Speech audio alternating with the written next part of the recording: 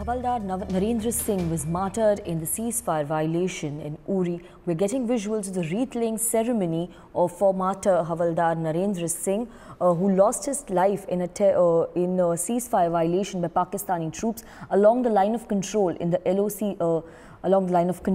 Uri sector of Baramulla district. He had received critical head injuries which led to his death, and right now his final journey is about to begin.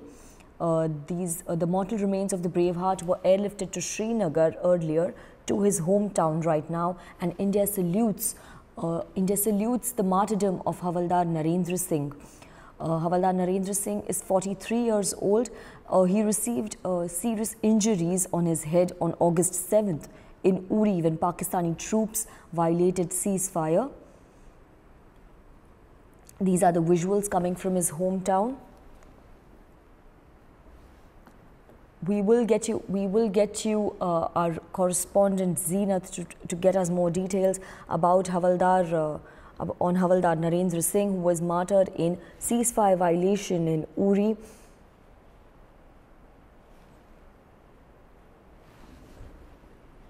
To remind you again, there was a ceasefire violation by Pakistani troops along the line of control on August 7th. This is where Havildar Narendra Singh received head injuries, and he succumbed to his head injuries, and now his mortal remains have been brought to Dehradun, his hometown, and his final journey is about to begin. The wreath-laying ceremony was held in Srinagar earlier. Havildar Narendra Singh, who is 43 years old, laid down his life. He put nation before self, and he laid down his life in Uri.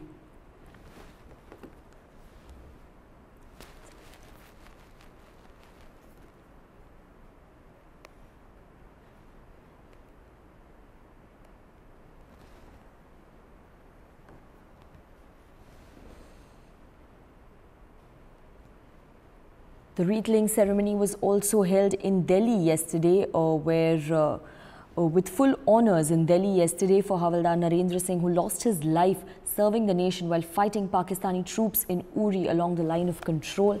The mortal remains of this Braveheart were airlifted to Srinagar, and now to his hometown in Dehradun. Narendra Singh received critical head injury, which led to his death.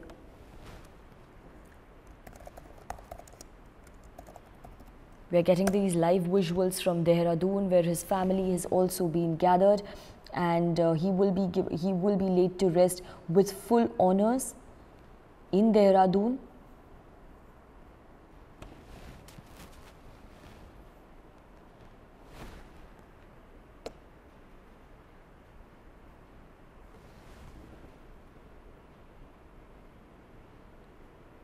He's a resident of Salaki in Dehradun, and Martyr Narendra Singh succumbed to his injuries on Wednesday, that's yesterday. He was critically wounded in the gun battle in Uri sector along the line of control in Jammu and Kashmir a week ago. He was admitted in the army hospital of Jammu, where he succumbed to his injuries on Wednesday. The last rites will be performed in a short while from now in Dehradun. As far as information that we have, he belongs to the Nakoli village of Narayan Bagar block of Chamoli district. But the family has been living in Haripur for the last 12 years. We have Zenith joining us right now. Zenith, we're getting pictures of Havildar Narendra Singh's last journey right now. Can you tell us about the ceasefire violation that took place in Uri last week? See, this Jawan got injured in the ceasefire violation that were coming from the Pakistan side, and though the Indian army retaliated in a very hard way, but despite that, the Indian army had to face one of the injuries of the soldier who later succumbed to his hospital on 14th of August. On 14th, he was injured, and then he succumbed to his injuries just yesterday.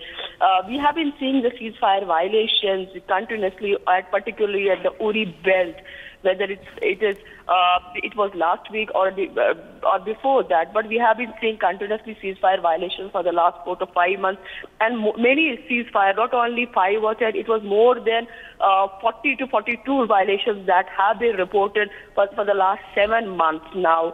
So this is a very critical time particularly for the security forces, when we are seeing a lot of actions that is coming from the Pakistan side. They have been faced, these Indian army soldiers do face either the sniper shot. Last time, few of the sniper shots were reported from the Uri sector, and most of the time it is the ceasefire violation or the infiltration part that is high among the Uri side, because this is a track that is easily touched, is very easy to touch with the Pakistan border. It is the safe and the easiest way to attack the Indian post. Though Indian posts posted, the Indian Jawans posted, they are quite capable, but sometimes you have to face a casualty or an injury when it is from the sniper, or you have a very high ceasefire violations that are reported. Sometimes the Indian soldiers do get injured, and that time also this Jawan was critically injured, though he was shifted to the army base hospital in Srinagar for his treatment, but yesterday he's come to his injuries. Zeenat, if you can tell us about the current situation along the line of control, what is the number of ceasefire violations so far this month?